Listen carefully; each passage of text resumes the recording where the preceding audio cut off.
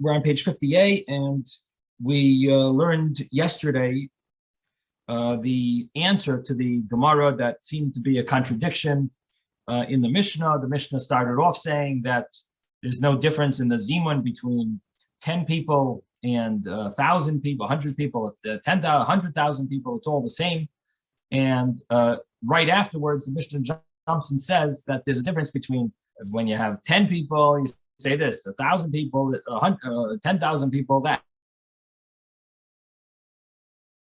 It jumps and it says there's differences. So the Gemara answered that it's two different opinions. It's surprising the Mishnah didn't say that. The Mishnah could have added in the words, this is the words of this rabbi and the other rabbi says that, but the Mishnah didn't add those words, but it actually is two separate opinions. There's Rabbi Yossi Aglili and Rabbi Akiva. And Rabbi Akiva is of the opinion that there is no difference between the way you word it. If you have 10 people or you have 1,000 people, 100,000 people, it's all going to be the same. Rabbi Yossi Aglili says that there is a difference, and because of that, you need to change the wording depending on the size of the congregants that are eating together. Now, the Gemara brought a proof for Rabbi Yossi Aglili, and the proof was that he brings from a verse in Tehillim. It says, "B'makelois baruchu Elokim," you bless Hashem in congregations, plural, implying that there's different types of congregations. How you praise Hashem depends on how many people. Now, the Rabbi Akiva argued with that. Rabbi Akiva said that in Shul, you don't make a difference between how many people are there. So why should you make a difference in the benching? And we don't find that Rabbi Yossi Aglili answers this question. So Taisus is bothered, like, what would Rabbi Yossi Aglili answer to this? And Taisus says, interestingly enough, he says that in Shul, there's people coming and going, and because of that, it would be, I guess, too hard to change the wording around depending on how many people are there and participating for the chazan to figure out exactly the numbers. So therefore, we don't do this in Shul. But Rabbi Yossi Aglili says that you should do it when you are able to do that, and that would be in one's house when they're established in their meal and they're officially eating together. And that's Rabbi Yossi Aglili's opinion. Rabbi Akiva uses that pasuk to tell us an interesting thing, that when the Yidden were at the in the Yam Suf, and the sea split, and not only did the adults and the people or the children, everyone walking, did they say Shira, but even the babies in the womb of their mothers, they also said Shira on the Yam. They also sang praises to Hashem, and that's what it means. B'makelos baruchu Elokim, in the congregation, in other words, with large group, we did praise Hashem, and then we praised Elokim and Hashem mimakor Yisrael, and we praised Hashem from the makor, from the source, or from the womb. Israel praised Hashem, which means that even in the womb they praised Hashem. And Rabbi Yossi Aglili says that that's also correct, but you don't need the whole pasuk for that. You can even see that out of the end of the pasuk that says makor. And then the Gemara says that the halacha follows Rabbi Akiva, that when we do the zimun, we do not make a difference between a large zimun or a large number of people or a small number of people. And then the Gemara said that the Ravina and Rav Chama Bar Buzi, they went to the house of the Reish Galusa, and Rav Chama Bar Buzi was looking for 100. He wanted to get 100 people to do the special zimun of Rabbi Yossi Aglili, and Ravina told him, you don't need to run around for 100, because we hold, like Rabbi Akiva, that there's no difference between 100 people zimun or 10 people zimun. Yes, Ben. I'm thinking that he says makelot, which is choirs, and that's because it's Shirat Hayam that he's taking it from. He's talking about Shirat Hayam, a song. So in other words, you're wondering, so you're saying there were different groups of people singing. Yeah, Makelot doesn't mean Makela, choirs, does it? The word makelot means choirs. yeah. Kehila Kehillah is is a a congregation. congregation. Makela is a choir, singing. Choir. Oh, Yeah. interesting. Uh-huh. That's interesting. Maybe someone has the art scroll. Do they translate it that way in the art So the scroll only or the time they Steinsaltz? mention it, is in Shirat Hayam. You know, Uh-huh. it's a song. Uh-huh. So what about Mikhalot? Ben, there's, do a you want to? there's a difference between the Sephardic and the Ashkenaz or whatever nusach. We say b'mikhalot, not Yeah, but here b'makelot. it's written b'makelot. Yes, so I'm asking the question: what's the difference between mikhalot and makelot? I really don't know. Mm-hmm. Never heard of Mikhalot is wouldn't mikhalot be a place of gathering? Maybe, I don't know what Mikhalot is. Is it with a Yud, Mikhalot? I can tell you in a minute. Just give me a second. Oh, yeah. That's what we normally say on Shabbat.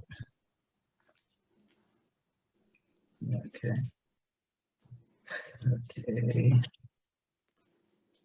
It's without a yud. Without a Yud? Yeah. Mem Kuf? Yeah, I don't see it in the dictionary, so I'll look.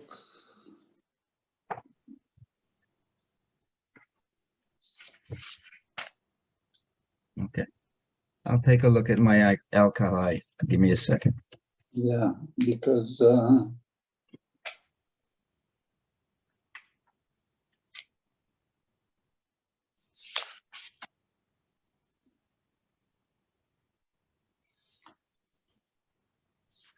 but I know one thing, Makelot is a choirs. So anyway, I guess no one sees anything about the choirs over there. But what Ben is really asking, I don't know if you realize you're asking a very strong question, Ben, and that is that according to Rabbi Yossi Haglili, Makelos refers to the different congregations that depends on the size, and based on the size, that's how you're supposed to praise Hashem.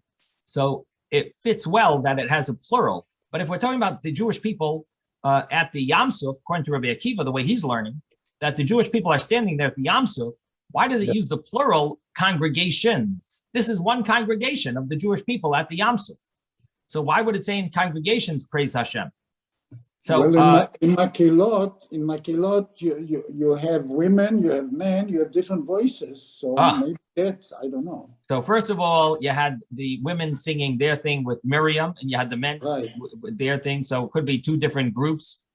But additionally, there's a few points that could answer this question. One is what Ben just said, that the men and the women were actually separated, and therefore there was not a problem of koil isha, listening to a woman's voice, which is inappropriate for a man to do, to listen to to a female's voice that's not his wife or not his children.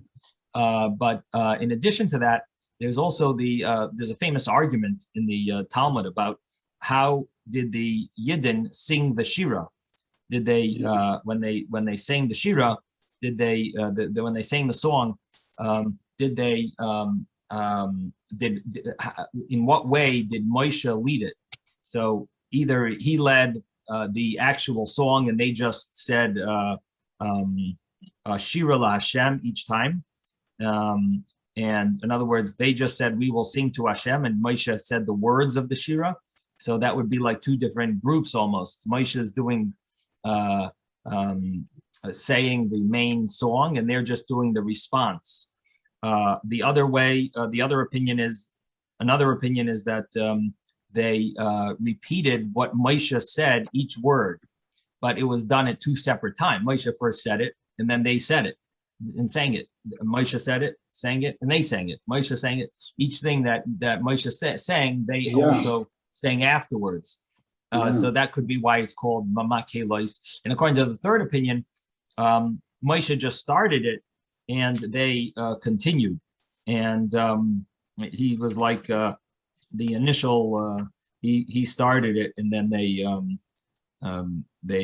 continued it. So so that's one point. That's one point. The other point that I want to make is that it's brought down that there was 13 different splits in the sea that they went through. So it would be different groups, different congregations. Really, each tribe had their own. Each tribe had their own path that they took in the Yam Suf that split. So it was different groups. So therefore, it fits with Rabbi Akiva. Let me just mute everyone here. Therefore, it fits with Rabbi Akiva as well, that it's different groups. So, but in any event, that's interesting that in modern Hebrew, makelot means choirs. Very nice. So thank you for sharing that, Ben. Okay, so the Gemara that the Gemara that we're going over, so it mentions these two opinions about how to learn that pasuk, and according to Rabbi Yisrael Glili, it comes out that you're supposed to do the zimun that way, and according to Rabbi Akiva, it's all talking about the splitting of the sea and the song that the Jewish people sang during the splitting of the sea. And then we had the halacha as follows: Rabbi Akiva, and we had the story of Ravina Rav Chama, that Ravina told Rav Chama that you don't have to run after the 100th man or getting 100 because we follow Rabbi Akiva.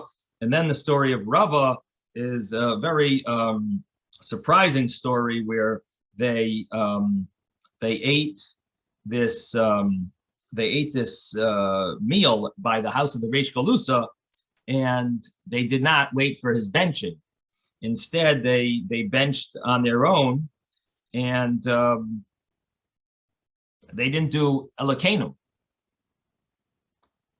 Normally, you would want to have 10 people to do the benching, and they did the meal with 10 people, and instead, they did the benching with only 3. And they did that because Gemara goes through a question and answer, but basically they couldn't do 10 because the Reish Galusa would have been upset that they're making a whole tumult over there during the official group separating themselves from the group, and during his meal, and they would have to scream out. But they do 10, they have to say it out loud so that all the 10 people hear. So they ended up doing 3, and they didn't want to be Yotze with the Reish Galusa, with the exilarchs Zimun, because they wouldn't be able to hear. It's a little unclear. They wouldn't be able to hear the Zimun, or they wouldn't be able to hear the benching. But there seems to be such a implication from Rashi that they might have been able to hear the benching. They might have been able to hear the Zimun in answer to the Zimun, but they wouldn't have been able to hear the benching. And ideally, the way it should be done is you're supposed to listen to the benching of the mezamin. And because they weren't going to be able to listen to the benching of the mezamin, it's better to do your own zimun of 3 than to hear the zimun of the mezamin of 10, but not hear his benching. Yes, Robert. If I'm reading the correct text, it says it's identified the crowd, not a choir. It says, right. Since the crowd at the Reish Galusa's table was noisy, they could not hear the Reish Galusa's recitation. It was therefore necessary for them to form their own Zimun groups. Yeah, no, but the question of Ben was on the previous paragraph. Okay. Or 2 paragraphs earlier even. It's where it brings a verse about B'mak Halos, which is it's a verse from Tehillim. So if you can have a note there, maybe about a verse from Tehillim, you might be able to see if they happen to translate it that the way Ben is telling us that it's in modern Hebrew. It would be choir. Okay. But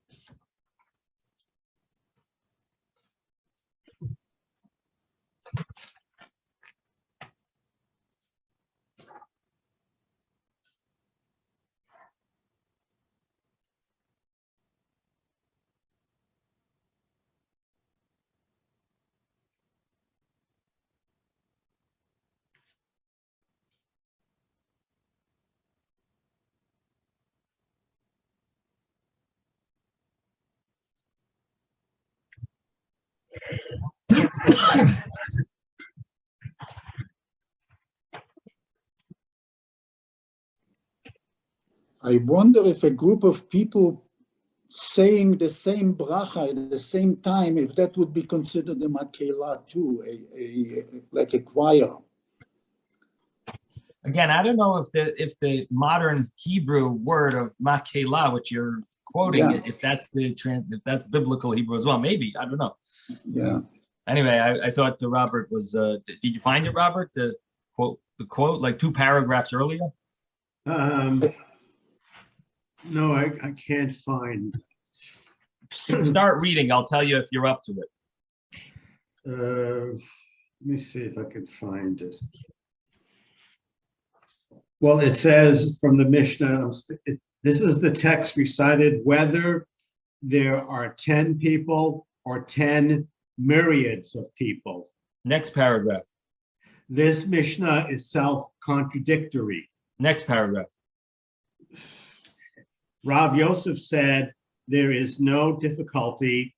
This latter segment of the Mishnah, which differentiates between groups of different sizes, follows Rav Yosef Megillah, whereas this first segment, which provides the same text for all groups of 10 and more, follows Rav Akiva, quote, as we learn later in the Mishnah, Yosef Megillah says, they recited the blessings in accordance with the size of the assemblage.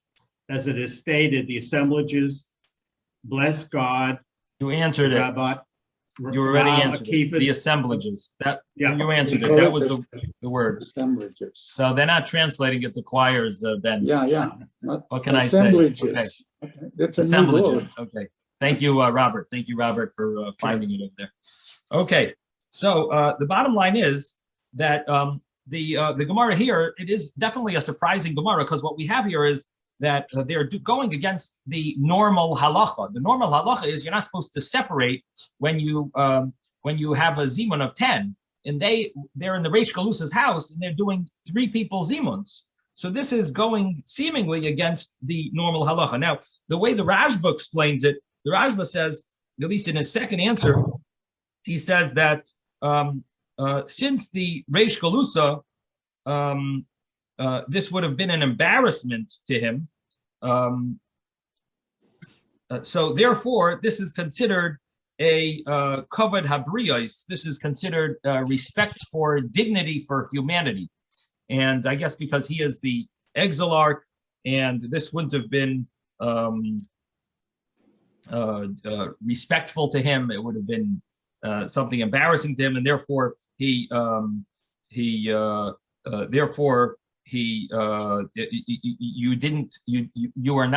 not obligated. In fact, you're not allowed to follow the regular rabbinic law in this case, because gadol kavod habriyos, the human dignity, overrides it, and it overrides a rabbinic law. And the rabbinic law of doing the zimun, this would override that rabbinic law.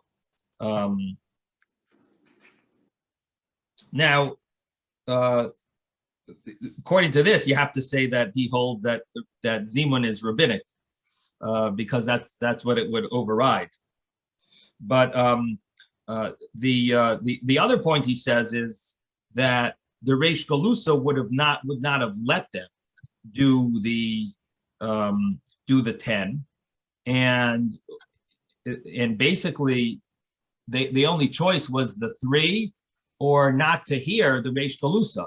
So because of that, they weren't going to hear it later, the zimun of 10. So therefore, the only choice is the 3. Again, there's 2 ways of learning here, according to the Rashba. Either they could have done 10, they could have done a zimun of 10, but it would have been an embarrassment to the Reish Galusa, wouldn't have been appropriate, and that would have been and therefore they override the rabbinic law of doing the zimun, or the Reish Galusa would not have let them. And if the Reish Galusa wouldn't have let them, so their only choice was to do, and they're not going to hear the zimun later, So their only choice is to do a zimun of 3. Now, I will tell you, I mentioned yesterday that there is a interesting tshuva of Rav Moshe Feinstein, and Rav Moshe Feinstein deals with the issue of people going to wedding, and the wedding ends late, and it's in the Igros Moshe in chapter. He has it in chapter 58. Let me see 1 second.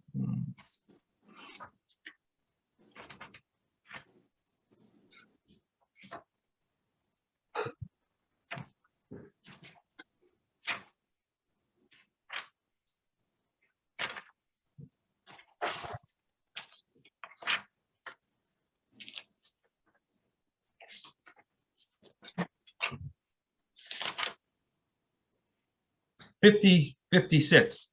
So he has his question from Rabbi Halberstam, Becheskel Shraga Halberstam, the Av Bezdin of Chishanov. Anyway, he asked him this question about what to do about these weddings. Shabbat Brochos, you have to wait for the Shabbat Brochos.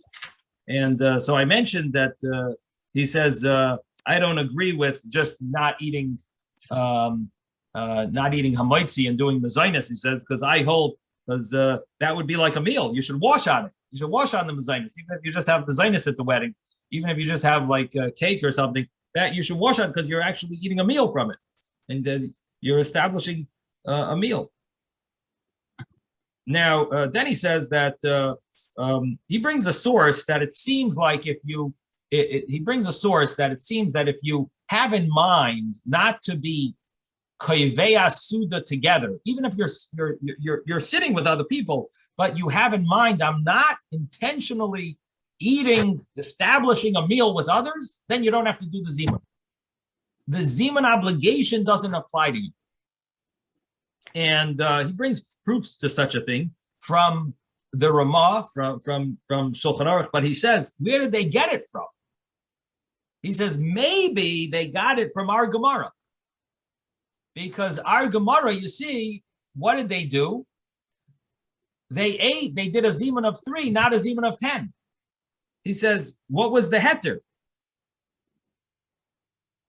So the answer that he says, maybe the pshat is that they had in mind that they don't plan on eating with the joining a zimun of 10. They're not planning on eating together with 10 people. And if they had that in mind in the first place, not to join, it works.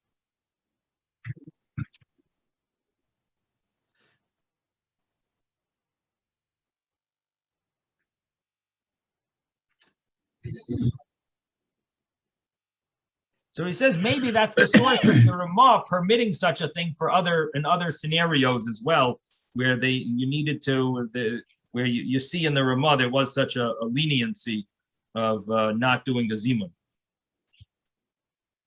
But he says it's not a perfect proof. Anyway, that you see how they try to bring it from our Gemara. They try, there is some hint to there's some type of leniency about doing a zimun, because here you see you should have done a zimun of 10, and you see that they didn't. They did a zimun of 3, and that was it. Okay, so the Gemara continues, and it mentions that Rabba Tosfa, he said that you have 3 people together and one of them benches first without doing a zimun. The others can still do a zimun, and they can fulfill the obligation that they are obligated to do a zimun. They can do that, but that person who benched early, he loses out his opportunity. So he lost out, but the others will still be considered that they fulfilled the mitzvah of zimun, and he loses out because ein zimun lemafreya.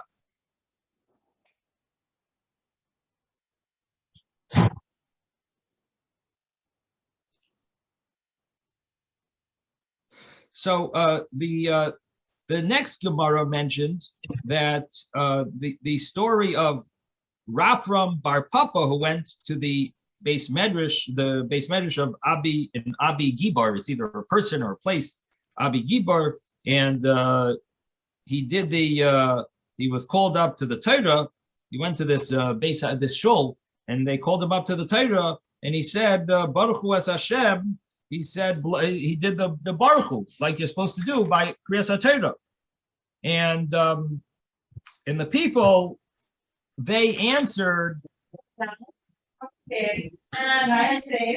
Let me just mute everyone here. Okay. And the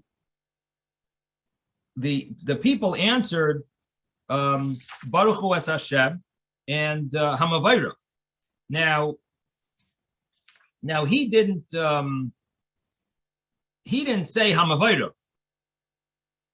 So this is the problem was, it seems like he was following the view of in the Mishnah of Rabbi Yishmael. Rabbi Yishmael said you're supposed to add Hamavayrach because you're supposed to include yourself with the congregation.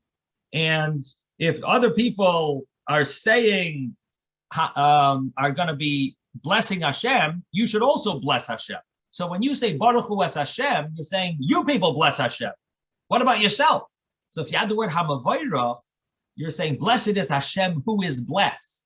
So that means you yourself are now blessing Hashem. And so that would be acceptable way of including yourself. And that's how Rabbi Yishmael says. Now, Rabbi Akiva did not say that. Rabbi Akiva just said Baruch Hu es Hashem. So Rabbi Akiva somehow either argued with Rabbi Yishmael, or he felt that you don't have to say Hamavayrach, but you can say Hamavayrach.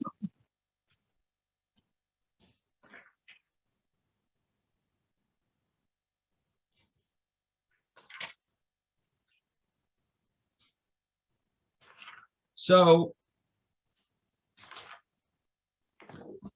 the people answered Baruch Hu es Hashem Hamavayrach, and Rava told him, he says, you're like a dark vessel. You're a dark earthenware. You're like a blackened earthenware vessel. Because why did you mix into an argument where you didn't have to? You could have just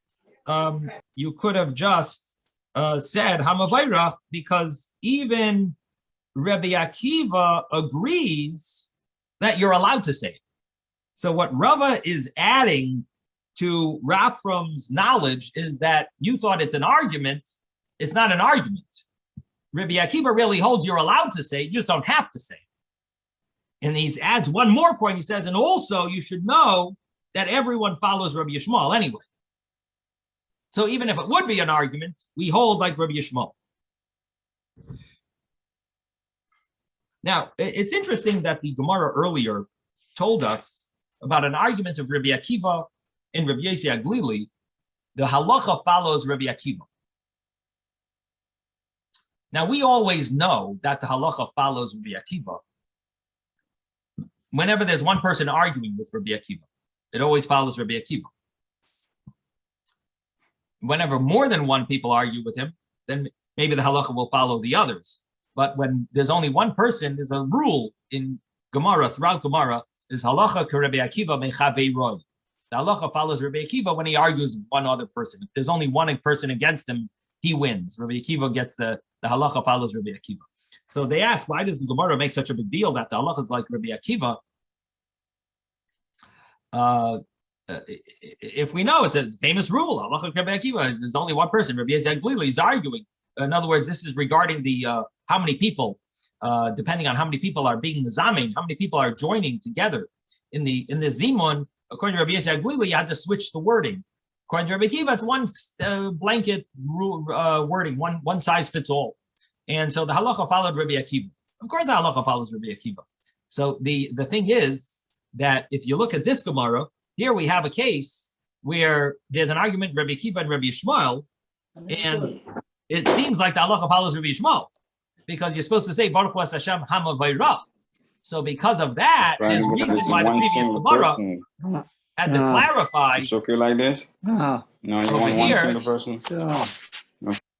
That the Gemara had to clarify over here that specifically to tell us that the halacha follows Rabbi Akiva. Because in the other argument, again, we have two arguments of Rabbi Akiva against other rabbis. One place is Rabbi Akiva against Rabbi Yossi Haglili, which had to do with the one-size-fits-all zimun. And the other argument was about the Baruch Hu. In a shul, in a synagogue, do you say Baruch Hu as Hashem or do you say Baruch Hu as Hashem Hamavayrach? So we have the two arguments, Rabbi Akiva against Rabbi Yossi Haglili and Rabbi Akiva against Rabbi Yishmael. So in the halacha against Rabbi Yishmael, the halacha follows Rabbi Yishmael. So that's why the Gemara has to clarify the other argument that the halacha follows Rabbi Akiva, even though normally that's the halacha. But because we have two cases right over here, therefore there's reason to say that the halacha follows. There's reason to say halacha follows Rabbi Akiva. Okay, so now we're up to the Mishnah on page 50a.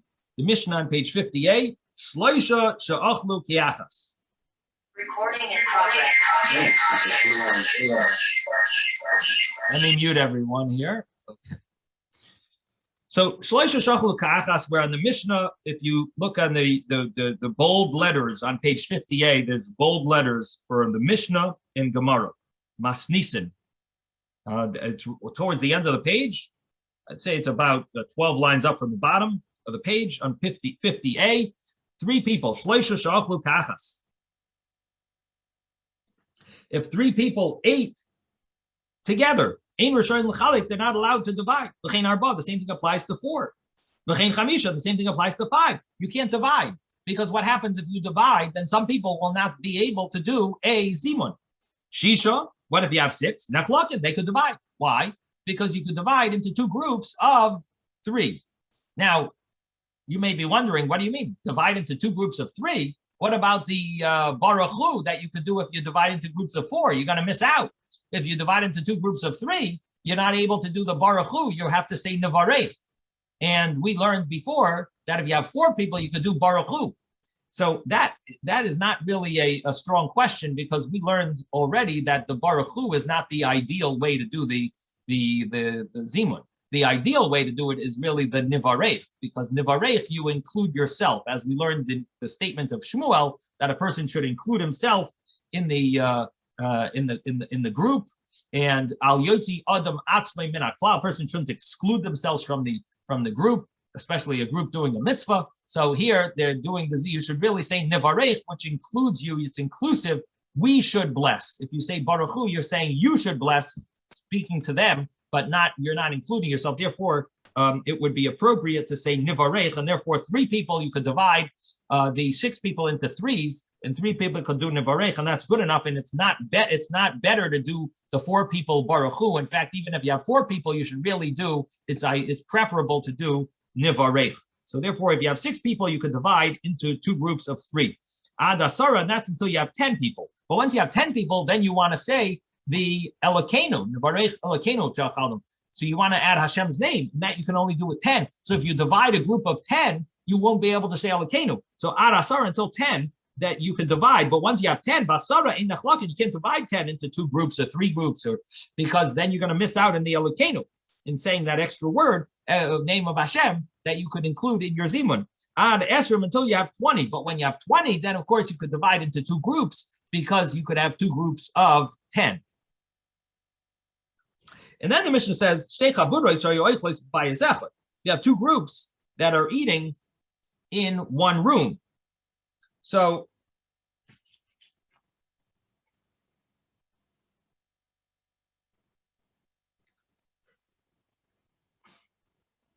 the two groups that are eating in one room or in one house, if they see each other, if some of them see each other, they could join together. Now, what's interesting is there's a Taisus on the next page that says that if even two different houses, if they hear each other, they could actually join together in the Zimun. That's very interesting. But as long as they hear each other. There are, anyway, but the Mishnah mentions if they see each other in one house, if some of them see the others, in one house, then they could join together the zimun. If they don't see each other, then you have to separate the zimun. Elu mezamnin la'atzman, the elu mezamnin la'atzman. These do the zimun to themselves, and those do the zimun to themselves. That means you have to divide up the zimun because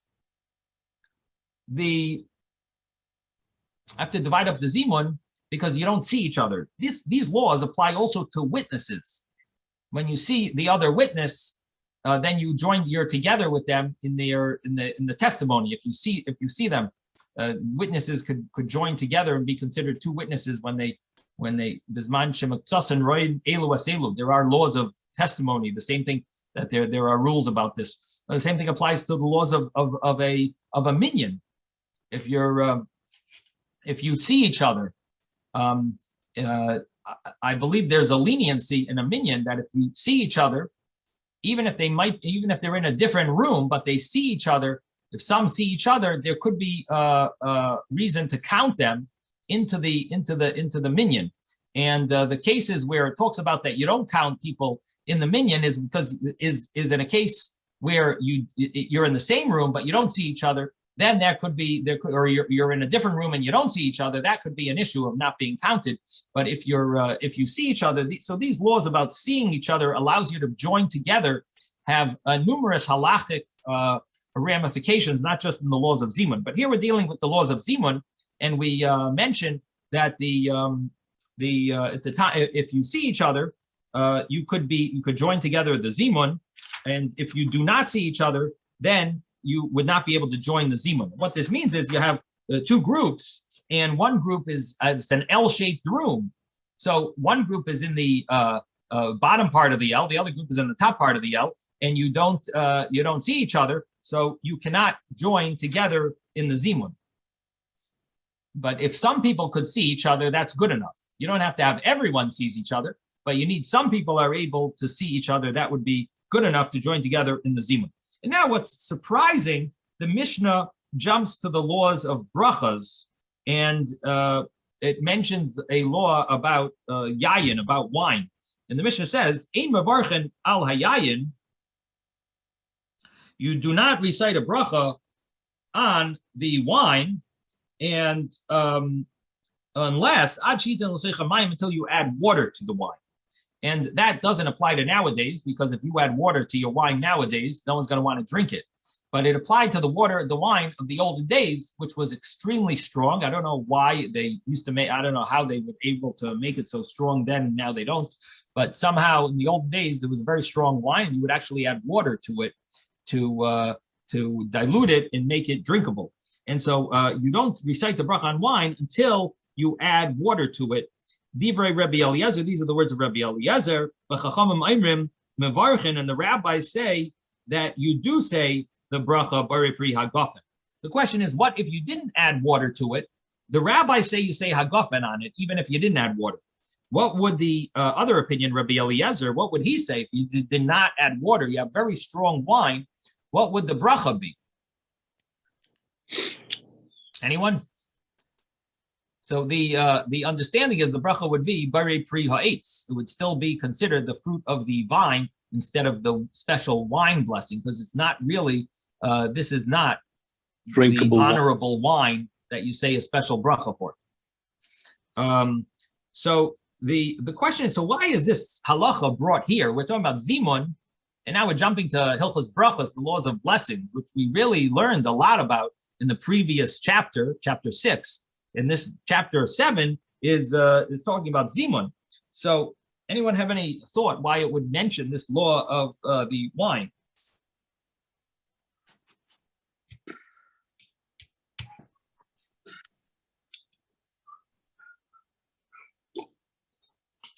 Yes, Mordechai. Yeah, I think that it mentions it here because it's talking about benching, and it's customary to bench on a cup of wine. That's right. So even though we're not dealing with the laws of brachas, thank you, Mordechai. We're not dealing with the laws of brachas here, but we do want to bench with a cup of wine because it is ideal to have a cup of wine for recite the benching over. It's honorable. And because of that, it mentions this law that you should add water to it according to Rabbi Eliezer, you need to add water, but according to the rabbis, it's preferable to add water, even though you don't need to. But it is mitzvah min hamuvchar. It is preferable to add water to it, even according to the rabbis. Even though they say you could say bari pri hagafen, even if you don't add water, but if you do add water, it is ideal. Okay, so this is part of the zimun, and therefore it's mentioned over here. The Gemara now says, "My ka mashmalon." What is this Mishnah coming to teach us? That three people that ate together, they do a zimun. Now, if you remember from the beginning of the chapter, I know it's been a long time, and we may have forgotten already, but the name of the chapter is called Shloisha She'achlu, three people that ate. And if you look at the first words of the chapter, the first Mishnah on page 45, so the Mishnah says, Shloisha She'achlu kach, as three people ate together, chayaven l'zamein, they do need to do a zimun. What is the first words of our Mishnah here on page 50? So again, we jump back to page 45. We have the first words of the Mishnah. Three people ate together have to do zimun, and now on page 50 we've got three people ate together. Einon rishoin licholek. They are not allowed to divide, so they need to do a zimun. It seems to be saying the same thing, because if you say you can't divide, means you basically need to do a zimun together. So what is our Mishnah adding from the other Mishnah didn't imply? So the Gemara asks this question, and it says, "My kamash malan tanina chadazimna." We already learned once, shloisha she'achlu ka'achas chayaven l'zamin. Three people who ate together are obligated to do a zimun. So we're now on the Gemara on page 50a, and we're 6 lines up from the bottom of the page. Ha kamash malan. This comes and lets us hear. Ki ha di amar Reb Abba amar Shmuel. It comes and lets us hear a law similar to what Reb Abba said in the name of Shmuel. Shloisha sheyashvu lechol. Three people sat down to eat ke'achas together. V'adayin loy ochlu, but they still didn't eat. Einon rishoin licholek. They are not allowed to divide. Now, what does this mean? That even though they didn't eat yet, they are not allowed to divide up in their meal. They sat down to eat together. They have to eat together and do a zimun together. Now, what does it mean they didn't eat at all? They sat down. So the simple understanding is they didn't eat a full kazayas. They didn't eat an olive size yet, because eating in Torah language means a kazayas, the size of an olive, or at least in biblical language, I should say. In biblical language, achila means a kazayas. Even in Torah language, it means a kazayas, except by achalta v'savato ve'rachta, it says satisfaction. That's where you get problematic. But if just the word achila would mean a kazayas, eating an olive. So eating means a kazayas, size of an olive. So it says that three people sat down to eat together, even though they didn't finish the olive size, they are not allowed to divide up. They would need to bench together and do a zimun together. Yes, Ben? I want to say the reason is that if somebody leaves, they know they might not get a third person to be able to say a zimun. Right. But how is there an obligation if they didn't eat an olive size of bread together? You may say, come on, we didn't eat together yet. I could let's break up now. We're not. What the other two gonna say? What they gonna do? How they get a third one? So they won't have a third one. And if I didn't come in the first place, you wouldn't have a third one. So goodbye. Let me go. And instead, we see from here that this is an interesting law, that you sat down to eat together and you didn't even eat a kazayas of bread. You're stuck doing the zimun. Rebbe, it Yes. says shloisha she'achlu ke'echad. That means they ate. If they didn't eat, then there's no mission that says you have to have a zimun. So the understanding is that it doesn't mean that they actually ate. It means they sat down to eat. It's not perfect in the words, but that's what the way the Gemara is explaining it. The way Shmuel is explaining it is that it means that they sat down to eat. It doesn't mean it exactly in those specific words that they sat down to eat. That's already considered. It's like a little addition that they ate.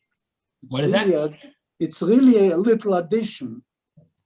It is, but again, what we've learned all along is that the Mishnahs are somewhat cryptic and they're specifically written in a format that you need to have the tradition to go along with it. And so the way to learn the Mishnah is that it's not just three people who ate together, but it is they sat down to eat. Now,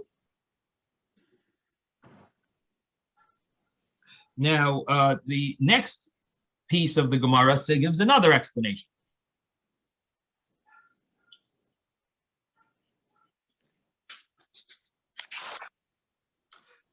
But actually, I should add something to what I said to Isaac's question. Isaac asked, it doesn't really fit the wording of the Mishnah, but the thing is, the tradition teaches us that because it says it twice, that's what it's teaching us. In other words, the reason why it says it twice is because it's telling us this extra law. So initially, you're right, the wording doesn't really fit, but then it says it a second time to tell you that you should know it's not just eating, it's actually sitting down to eat. That's why it mentions it a second time. So it does hint to it in the Mishnah gives a hint to it. Okay, Lishna Achrina. Another explanation is Amar Rabbi Abba, Amar Shmuel. Rabbi Abba says the name of Shmuel, Hachi Katani. This is what the Mishnah means. Shloisha sheyashvu lechol ki achas. If three people sat down to eat together, even though each one is eating from his own loaf, they're not eating from the same loaf. You know, like on Shabbos, you have the host cuts up the challah. Everyone's eating from the same challah, from the big challah. Here, each one has their own sandwich. They came to sit down. They have their own lunch that their wife made for them, and they're eating together from their own challah, their own piece of bread or their own sandwich. And nevertheless, einon rishayin lecholei. So they're not allowed to divide. So it's three that are eating together, but it doesn't mean from the same loaf. If you just learned the Mishnah, the one Mishnah, if it said it once, you would think it means one loaf. Mishnah repeats itself over here that three people, they ate together, but they're not eating from the same loaf. They're not allowed to divide. It's adding this law that they wouldn't be allowed to divide, even though they're not exactly the warmest of friends. They're not like sharing their bread with each other. You know, they're not all partaking from each other's food, but yet nevertheless they are considered obligated in a zimun. And the next piece of Gemara gives a third option.